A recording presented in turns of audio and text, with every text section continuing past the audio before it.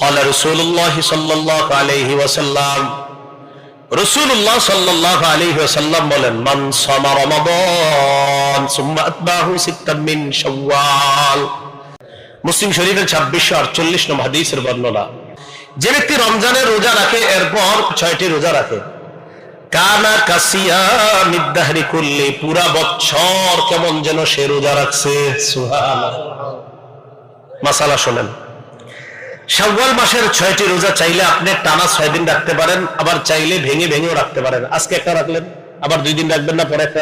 মোট কথা শাওয়াল মাসে 6টা হলেই হবে। মা বোনরা যারা, মা বোনরা হাসবেন না কেউ, শ্রদ্ধার সাথে শুনবো। মা বোনরা যারা রমজান মাসে আল্লাহ প্রদত্ত অসুস্থতার সম্মুখীন হয়েছে, এই অসুস্থতার কারণে অনেক মা বোনরা 3 দিন, 5 দিন, 7 দিন, 10 দিন বা কম বেশি রোজা রাখতে পারেনি। তারা যদি রমজান পরবর্তী শাওয়ালের 6টি রোজা রাখতে চায়, শাওয়ালের 6 রোজা আলাদা রাখতে হবে, আর তাদের ভেঙে যাওয়া রোজা আলাদা রাখতে হবে। কথা বুঝে আসছে? আচ্ছা, আরেকটু স্পষ্ট করি। মনে করেন আমাদের কোনো বোন রমজানে 5টি রোজা রাখতে পারে নাই অসুস্থতার কারণে। রমজানের পরে তিনি এই 5 রোজা তার কাজা আলাদা করতে হবে, আর শাওয়ালের 6 রোজা আলাদা রাখতে হবে। এমন না বুঝলেন আমি শাওয়ালের রোজার দিন যদি ওই রোজার নিয়ত করি, হবে না। বুঝে আসছে?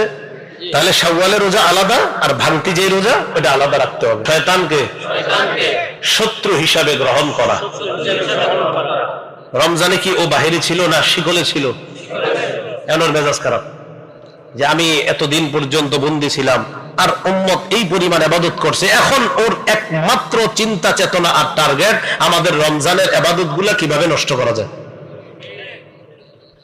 সূরা ফাতিরের 6 নম্বর আয়াতে আল্লাহ বলেন, ইন্নাশ শাইতানা লাকুম আদুউন ফাত্তাখিযুহু আদুওয়া ইন্নামা ইয়াদউ হিজবাহু লিয়াকুনু মিন আসহাবিস সাঈর। নিশ্চয় শয়তান তোমাদের শত্রু, তাকে শত্রু হিসাবে গ্রহণ করো। বলেন, শয়তান আমাদের শত্রু, শয়তান আমাদের শত্রু। ও কিন্তু আমাদেরকে এখন দেখতেছে, জানেন? শয়তান আমাদেরকে এখন দেখতেছে, আমাদের এই কথাবার্তা সব শুনতেছে, আর মেজাজ খারাপ করতেছে, আর বলতেছে আপনি কি আর কোনো বিষয় পান না খুঁজা? এটা শয়তানের টেনশন খুব। শয়তান যে আমাদেরকে এই মুহূর্তে দেখতেছে, দলিল সূরা আরাফের 27 নম্বর আয়াত। কোন সূরা? সূরা আরাফের 27 নম্বর আয়াত। আল্লাহ বলেন, ইয়া বানি আদম লা ইফতিনান্নাকুমুশ শাইতানু কামা আখরাজা আবাওয়াইকুম মিনাল জান্নাহ ইয়ানজিউ আনহুমা লিবাসাহুমা লিউরিয়াহুমা সাওআতিহিমা ইন্নাহু ইয়ারাকুম হুয়া ওয়া কাবিলুহু মিন হাইসু লা তারাউনাহুম।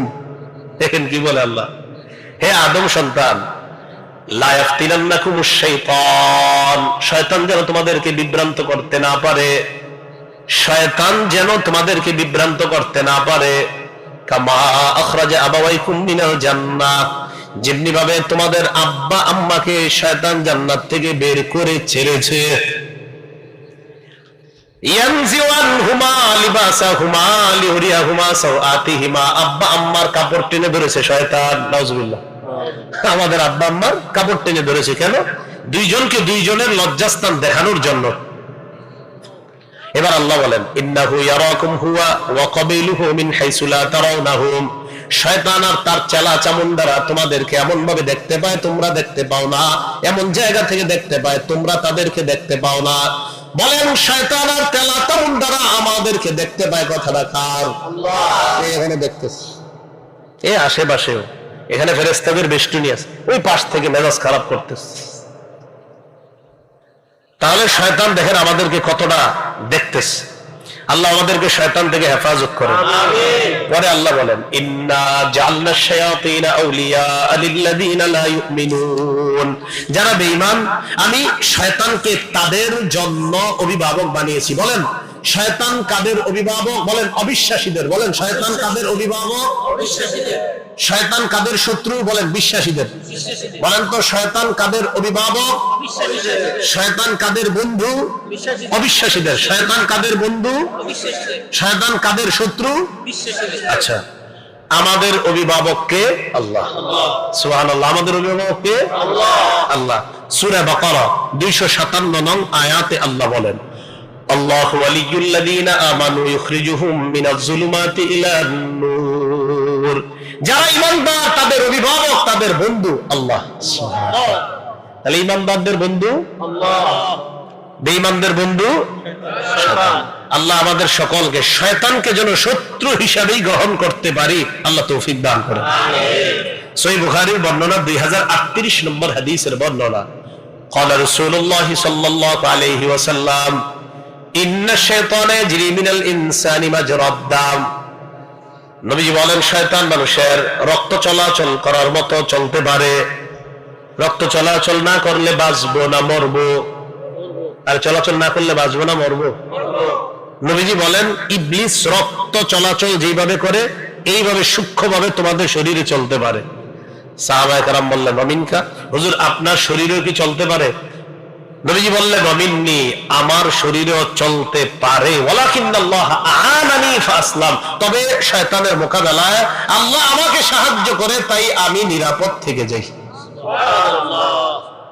শয়তানের কুমন্ত্রণা থেকে আল্লাহ আমাদেরকে হেফাজত করেন। আমিন। আমাদের দুশমন কয়জন জানেননি?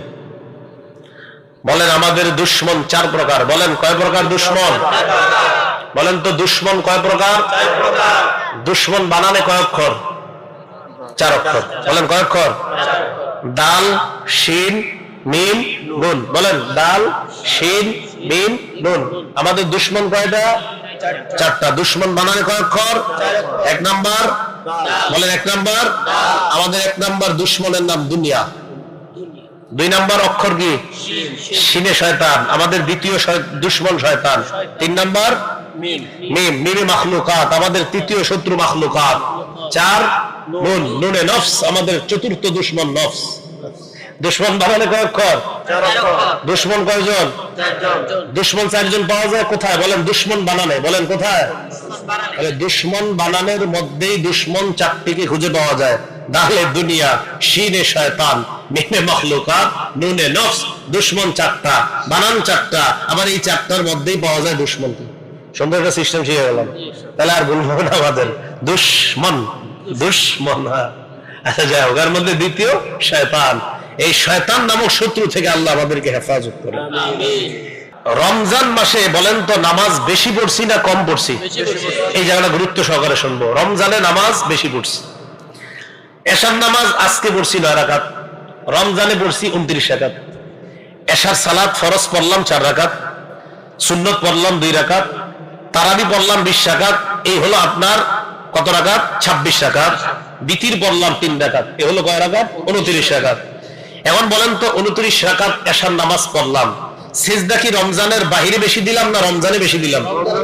তাহলে বোঝা গেল রমজানে নামাজের অভ্যাস আমাদের বেশি। আচ্ছা, এই যে মাদ্রাসার যে মসজিদটা, এই মসজিদে রমজান মাসে ফজরের নামাজে মুসল্লি আজকে ফজরের চেয়ে বেশি হয়েছে না কম হয়েছে? বেশি হয়েছে। তাহলে আজকে ফজরের নামাজটা এই মসজিদই তো হয়েছে। আরে ফজরের নামাজটা এই মসজিদে হয় নাই? তো রমজানের ফজরে যে মুসল্লিগুলা এই মসজিদে আসছে, আজকে ওই মুসল্লিগুলা কি এলাকায় ছিল? তা আসলে কেন? হ্যাঁ, খুব মন দিয়ে বুঝেন কথাটা। তাহলে রমজান মাসে আমরা ফজর বললাম, এলাকাবাসী মুসল্লিও বেশি হলো। আজকে রমজানের বাহিরে আমরা ফজর বললাম, ওই পরিমাণ মুসল্লি হলো না। রমজানের ফজরের মুসল্লি যদি বাকি 11 মাস ফজরে ওই পরিমাণ মুসল্লি হয়, শয়তান আর বেঈমানদের ঘুম হারাম হয়ে যাবে। যে মুসলমানরা শুরুটা করল কি? রমজান মাসে আমরা স্বাভাবিকভাবে নামাজ একটু বেশি পড়ছি। এই অভ্যাসটা সারা জীবন ধরে রাখার তৌফিক দান করেন। সূরা বাকারা 238 নং আয়াতে আল্লাহ বলেন, হাফিজু আলাস সালাওয়াতি ওয়াস সালাতিল মুস্তা ওয়া কুমু লিল্লাহি কানিতিন। তোমরা নামাজের প্রতি যত্নবান হও, বিশেষ করে মধ্যম নামাজের প্রতি তোমরা যত্নবান হও। قال رسول الله صلى الله عليه وسلم إن أول ما يحاسب به العبد يوم القيامة صلاته। কিয়ামতের ময়দানে সর্বপ্রথম আমলনামার মধ্যে নামাজের হিসাব হবে। আল্লাহ বলেন তোমরা নামাজের প্রতি যত্নবান হও, বিশেষ করে মধ্যম নামাজ দ্বারা কি উদ্দেশ্য? মুফাসসিরিন কেরামের মাঝে মতভেদ। হাদিস থেকে বোঝা যায় মধ্যম নামাজ দ্বারা আসরের নামাজ উদ্দেশ্য। কোন নামাজ? সহিহ বুখারীর 6396 নং হাদিসের বর্ণনা। খন্দকের যুদ্ধের দিন রাসূলুল্লাহ সাল্লাল্লাহু আলাইহি সাল্লাম বলেন, মালা আল্লাহু কুবুরাহুম ওয়া বুয়ুতাহুম নারা শাগালুনা আন সালাতিল মুস্তা হাত্তা গাবাতিশ শামস। রাসূলুল্লাহ সাল্লাল্লাহু আলাইহি সাল্লাম বলেন, আল্লাহ তাদের কবরগুলো, আল্লাহ তাদের ঘরগুলোকে আগুন দ্বারা পরিপূর্ণ করুক, তারা আমাদেরকে মধ্যম নামাজ থেকে ব্যস্ত করে রেখেছে, যার কারণে আমরা মধ্যম নামাজটা টাইম মতো পড়তে পারি নাই। এমনকি সূর্য ডুবে গেছে। সূর্য ডুবে কোন নামাজের পর? আসরের নামাজ। বলেন সূর্য ডুবে কোন নামাজের পর? তার মানে মধ্যম নামাজ দ্বারা উদ্দেশ্য আসরের নামাজ। তো রাসূলুল্লাহ সাল্লাল্লাহু আলাইহি সাল্লাম বলেন, তাদের কবরগুলো, তাদের ঘরগুলোকে আল্লাহ আগুন দ্বারা পরিপূর্ণ করুক, তারা আমাদেরকে আসরের নামাজ সঠিক সময়ে যথা সময়ে পড়া থেকে ব্যস্ত করে রাখছে। তারা আমাদেরকে বিজি করে রাখার কারণে আমরা আসরটা সঠিকভাবে সময় মতো পড়তে পারি নাই। সূর্য ডুবে গেছে।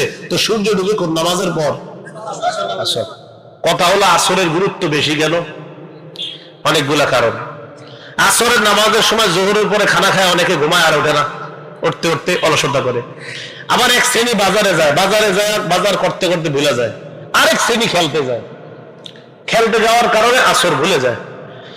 এই জন্য হাদিসের কিতাবগুলোতে আপনারা তালাশ করলে দেখবেন ফজর, আসর আর এশার নামাজের গুরুত্ব অনেক বেশি দেওয়া হয়েছে। কোন নামাজ? ফজর, আসর, এশা। কেন? কারণ এই তিন নামাজে মানুষ বেশি অলসতা করে। এই তিন নামাজে মানুষ বেশি অলসতা করে। ফজরেরটা কি বলবো, আমাদের তো শুধু এটা বইলা লাভই নেই। ফজর, ঠিক না? ফজর কিন্তু আমাদের বিভিন্ন জায়গায় পড়া হয়। তো মাশাআল্লাহ অনেক সময় আমি এবং মুসল্লি আমরা 2-3 জনই থাকি এরকম।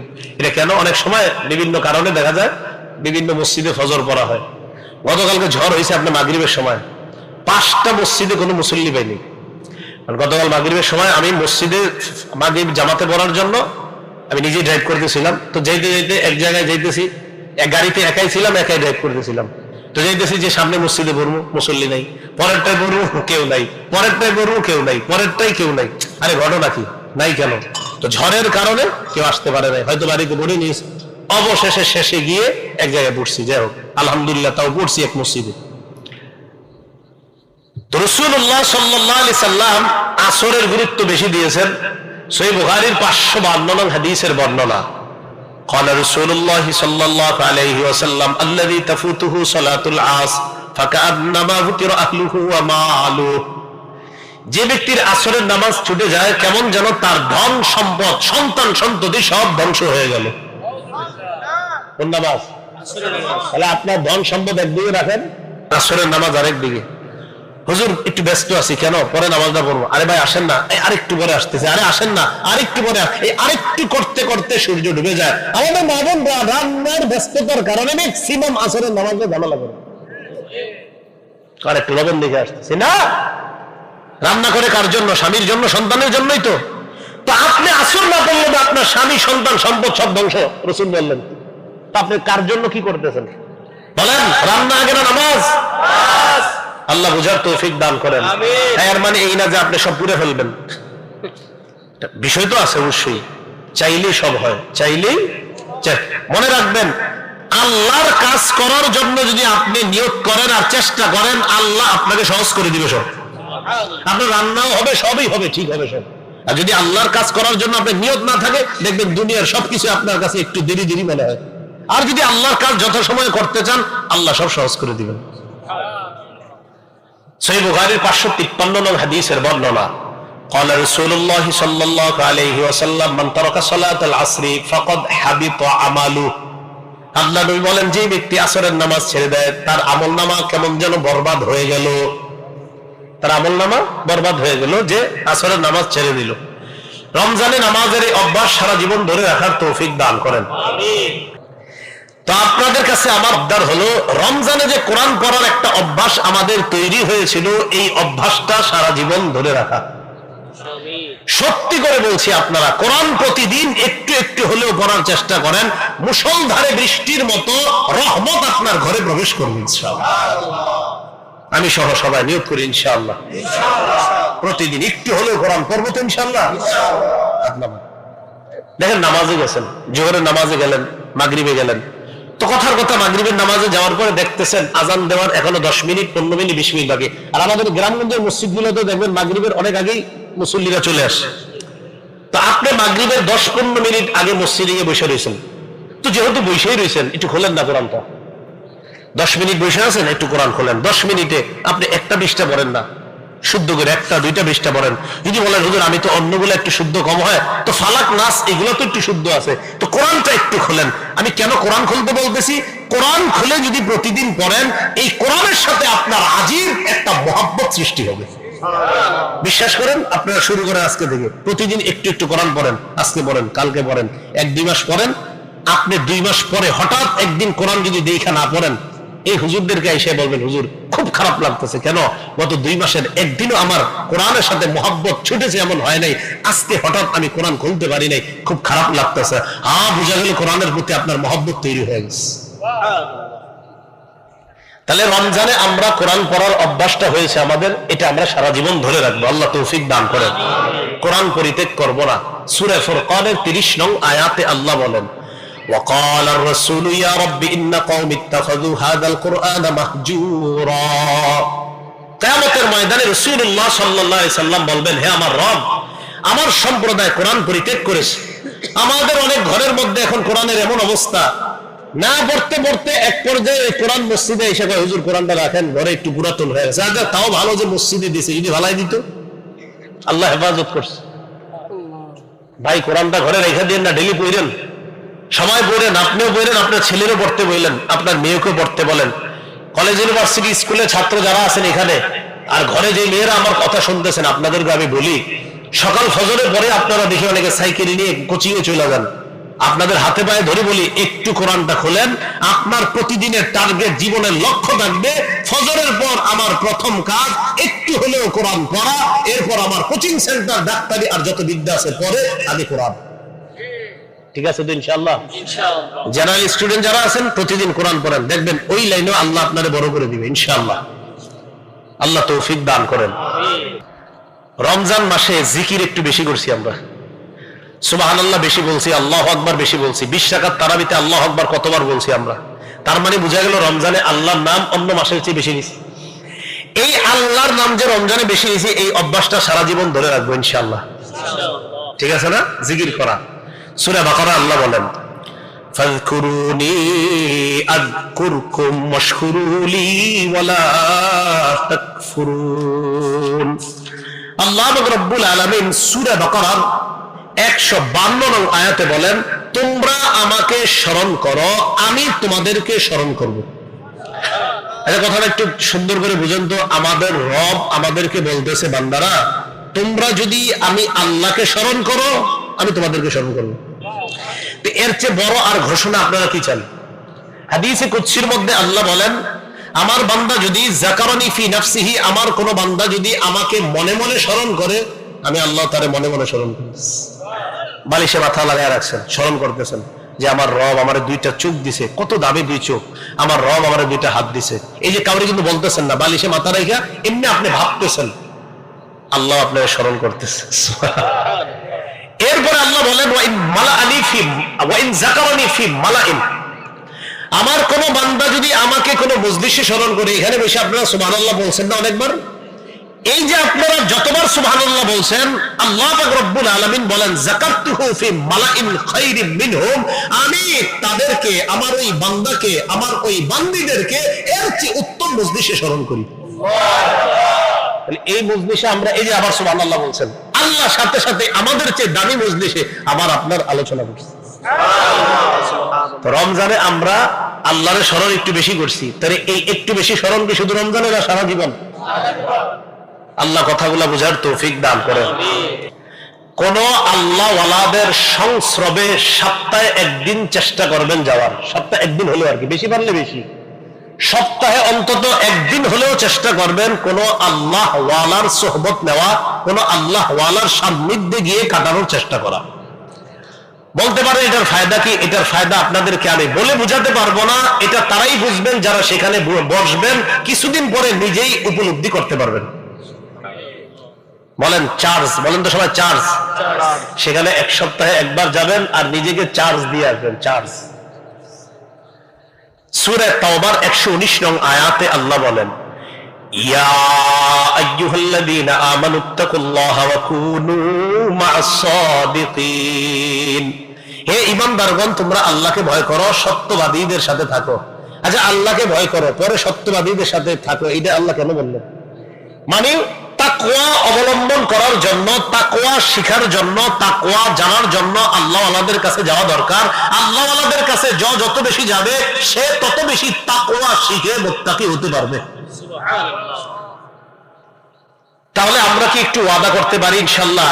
এই এলাকার অনেক মসজিদের মধ্যে মাশাআল্লাহ সাপ্তাহিক মজলিস হয়, হালকা হয়, জিকির হয়, আলোচনা হয়, বিভিন্ন মাদ্রাসায় ধর্মীয় আলোচনা হয়।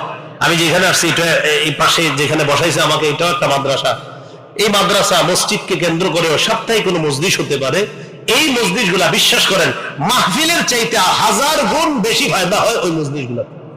দেখেন আস্তে আস্তে ওই দেখবেন ছোট ছোট মজলিস, যেখানে আপনার 20 জন 30 জন 50 জন বসে, ওরা আল্লাহ আল্লাহ বয়ান করতেছে, ওখানে দেখবেন অনেক ফায়দা হয়, অনেক উপকার হয়। আপনার দিলের অনেক রোগ তাদের থেকে নির্ণয় করতে পারবেন। ওদের মজলিসে বসলে দেখবেন এমন এমন আলোচনা আসে, তখন আপনি নিজে বলবেন, হা হা, এই ঝামেলা তো আমার মধ্যে আছে, আজকে হুজুর এই কথাটাই বলছে। আসলে হুজুর বলে নাই, আপনি একজন রোগী ওই জায়গায় আছেন, এজন্য আপনার রোগের কথাটা আল্লাহ তার মুখ দিয়ে বলায় দেয়। আপনি রোগী তো ওখানে গেছেন না, এই জন্য আল্লাহ রোগ নির্ণয়, আপনার রোগ সম্পর্কে আল্লাহ তো জানে।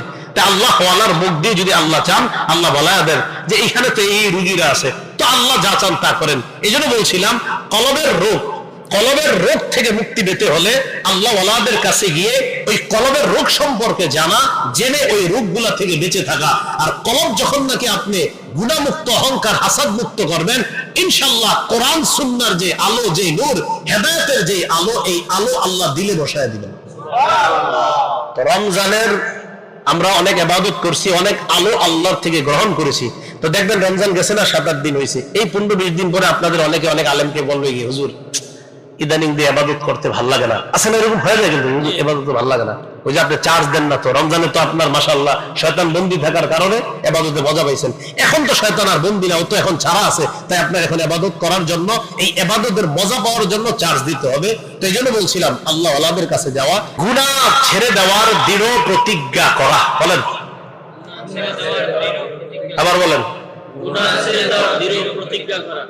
তাহলে আমরা ইনশাআল্লাহ এই এখন থেকে দৃঢ় প্রতিজ্ঞা করলাম, আমরা গুনাহ করব না। বলেন ইনশাআল্লাহ। 4 শর্তে গুনাহ থেকে তওবা করেন। বলেন কয় শর্ত? 4 শর্ত। 1 নাম্বার, এই শর্তগুলো আমার সাথে বলবেন। বলেন, গুনাহ থেকে ফিরে আসা। 2 নম্বর, গুনাহের উপর অনুতপ্ত হওয়া। 4 নম্বর, ভবিষ্যতে গুনাহ না। 3 নম্বর, আচ্ছা 1 নম্বর গুনাহ থেকে ফিরে আসা, 2 নম্বর গুনাহের উপর অনুতপ্ত হওয়া, 3 নম্বর ভবিষ্যতে গুনাহ না করার অঙ্গীকার করা, 4 নম্বর বান্দার হক আদায় করে দেওয়া। মনে থাকবে না ইনশাআল্লাহ? তাহলে 4 শর্তে গুনাহ থেকে আমরা তওবা করব। 1 নম্বর গুনাহ থেকে ফিরে আসা, 2 নম্বর আমি গুনাহটা করছি অনুতপ্ত, এটা আমি ঠিক করি নাই, এটা অনুতপ্ত। অনুতপ্ত কিন্তু আজীব এক জিনিস। ইবনে মাজার 4252 নম্বর হাদিসে আল্লাহ রাসূল বলেন, আন-নাদামু আত-তাওবা, অনুতপ্ত হওয়াটাই তওবা। সুবহানাল্লাহ, একজন ব্যক্তি অনুতপ্ত হয়েছে, এটাই তওবা। 3 নম্বর ভবিষ্যতে এই গুনাহ করব না, এই অঙ্গীকার করা। 4 নম্বর বান্দার হক থেকে থাকলে হক আদায় করে দেওয়া। আল্লাহ পাক রব্বুল আলামিন আমাদের সকলকে গুনাহমুক্ত ভাবে আমরা দুনিয়া থেকে বিদায় নিয়ে জান্নাতে এই আমরা সবাই যেন একত্রিত হতে পারি, আল্লাহ তৌফিক দান করেন।